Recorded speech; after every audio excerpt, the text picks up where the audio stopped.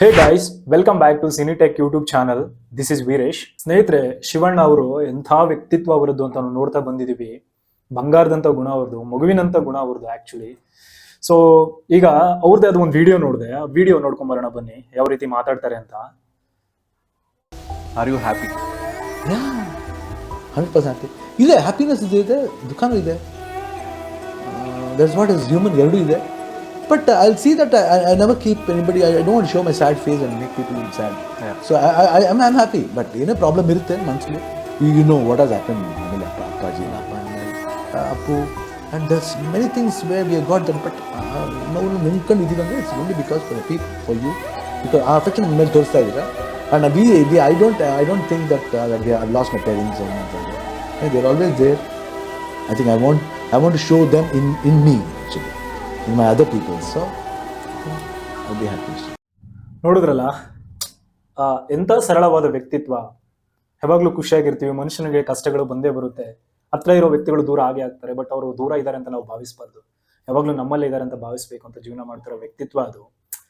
ದೇವರುಗಳು ಅಂಥ ವ್ಯಕ್ತಿತ್ವಗಳಿಗೆ ಎಂಥ ಕಷ್ಟ ಕೊಡ್ತಾರೆ ಅಂತಂದ್ರೆ, ಈ ರಾಜ್ಕುಮಾರ್ ಫ್ಯಾಮಿಲಿ ಕರ್ನಾಟಕ ಇಂಡಸ್ಟ್ರಿಲಿ ಎಷ್ಟು ಒಳ್ಳೆ ಹೆಸರನ್ನ ತಂದಿದೆ, ಎಂತಿಂಥ ಸಿನಿಮಾಗಳನ್ನ ಕೊಟ್ಟಿದೆ ಕರ್ನಾಟಕಕ್ಕೆ. ಈ ವಿಧಿ ನೋಡಿ, ವಿಧಿ ಆಟ ಯಾರ ಮುಂದೆನೂ ನಡೆಯಲ್ಲ ಅನ್ನೋದಕ್ಕೆ ಇದೇ ಮುಖ್ಯವಾದ ಸಾಕ್ಷಿ. ಕಾರಣ ಕೂಡ ಅಂತ ಕುಟುಂಬಕ್ಕೆ ಕ್ಯಾನ್ಸರ್ ಅನ್ನೋ ಒಂದು ದೊಡ್ಡ ರೋಗ ತಂದು ಕೊಟ್ಟಿದೆ ಈ ವಿಧಿ.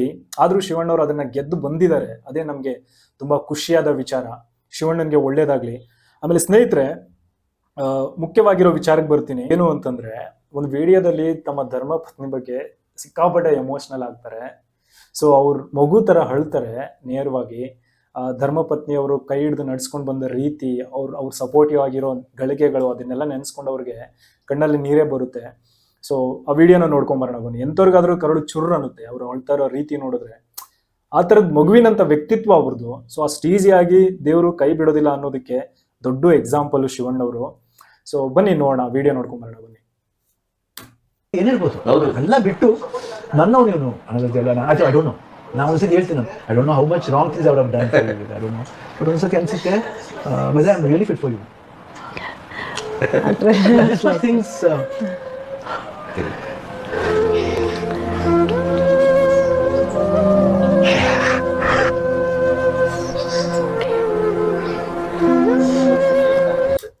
ನೋಡಿದ್ರಲ್ಲ.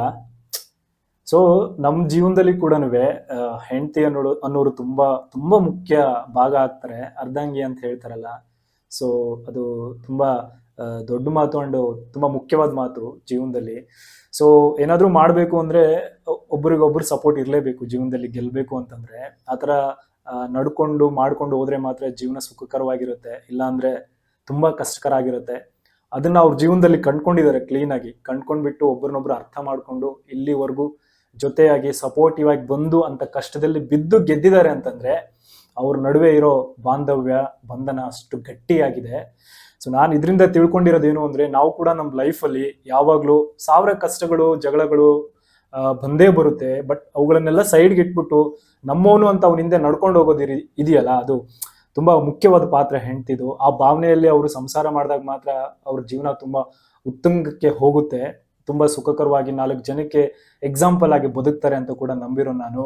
ಸೊ ನೀವುಗಳು ಕೂಡ ನಿಮ್ ಜೀವನದಲ್ಲಿ ಸುಖವಾಗಿರ್ಬೇಕು. ಗಂಡ ಹೆಂಡತಿಗಳು ಏನೇ ಜಗಳಗಳಾದ್ರೂ ನೆಮ್ಮದಿಯಿಂದ ಜೀವನ ಮಾಡಿ. ಸೊ ನೋಡಿದ್ರಲ್ಲ, ಇದು ಇವತ್ತಿನ ವಿಡಿಯೋ ಆಗಿತ್ತು ಶಿವಣ್ಣ ಅವ್ರ ಬಗ್ಗೆ ಚಿಕ್ಕದಾಗಿ.